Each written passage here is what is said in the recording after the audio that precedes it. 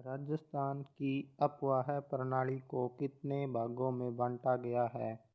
3 भागों में बांटा गया है।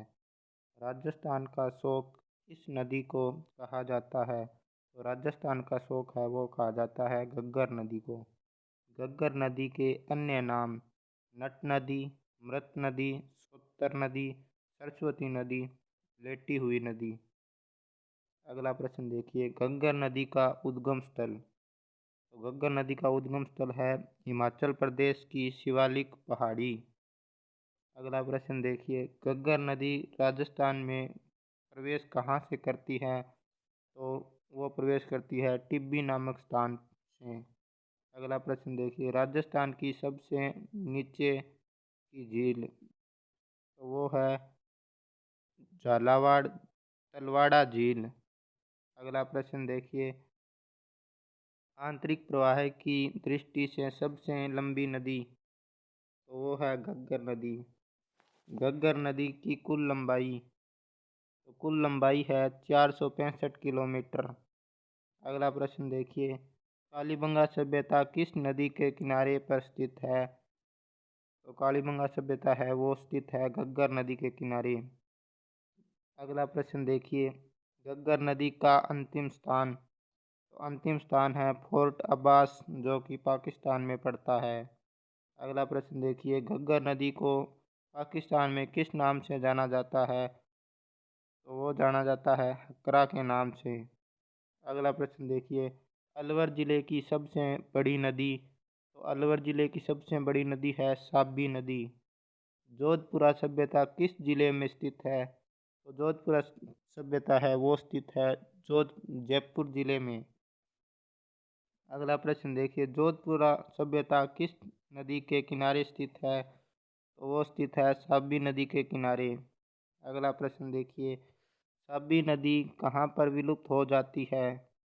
तो साबी नदी है वो विलुप्त हो जाती है पटौदी नामक स्थान पर जो कि गुड़गांव हरियाणा में पड़ता है। अगला प्रश्न देखिए, साबी नदी का उद्गम स्थल, तो ये है साइवाड़ सेवर की पहाड़ियों से।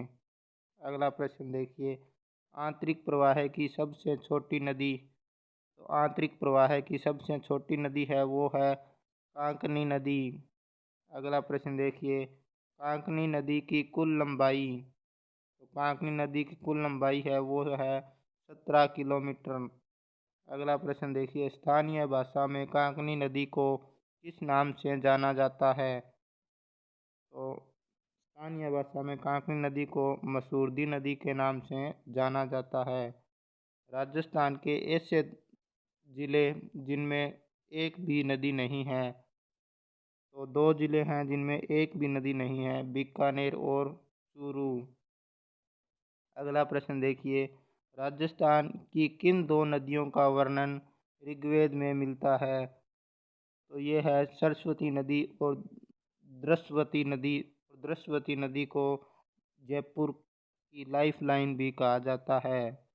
अगला प्रश्न देखिए, मौसमी नदी किस नदी को कहा जाता है? तो मौसमी नदी कांतली नदी को कहा जाता है।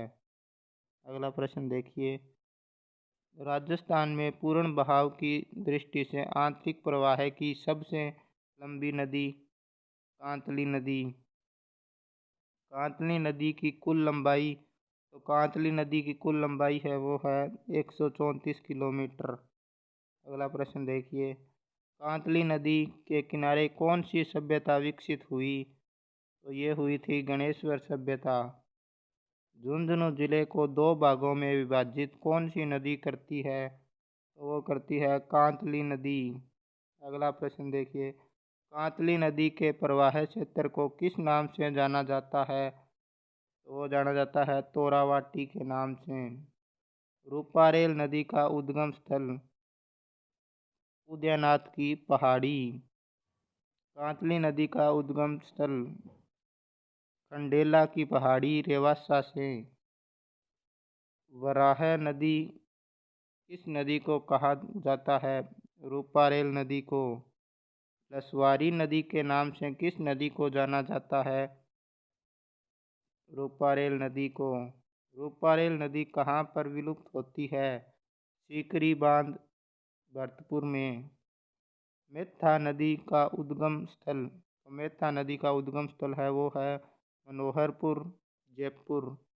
अगला प्रश्न देखिए, मेथा नदी कहाँ पर विलुप्त होती है? तो मेथा नदी है वो सांबर झील में विलुप्त हो जाती है। अगला प्रश्न देखिए, कांकनी नदी का उद्गम स्थल, तो कांकनी नदी का उद्गम स्थल है वो है कोठारी गांव, जैसलमेर में। तो ये थे कुछ प्रश्न। वीडियो कैसा लगा कमेंट करके ज़रूर बताइए। Okay, thank you.